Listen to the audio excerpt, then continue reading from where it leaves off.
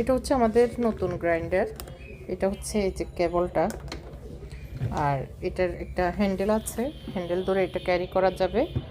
আর এটার উপরের ঢাকনাটা উঠিয়ে এভাবে, ঢাকনাটা এরকম উঠানোর পরে আরেকটা ঢাকনা থাকবে এরকম, ভিতরের সিস্টেমটা এরকম।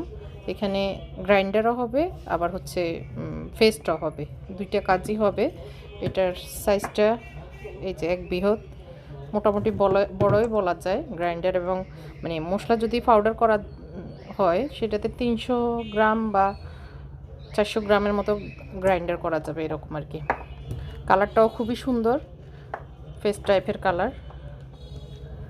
কোয়ালিটিটাও খুবই ভালো কোয়ালিটির, এবং এটাকে খুব সুন্দরভাবে ফেস্ট করবে এইটাতে। এটা ঢাকনাটা এভাবে এখানে ঢুকানোর জন্য একটা ফাঁকা দিয়ে দেওয়া হয়েছে।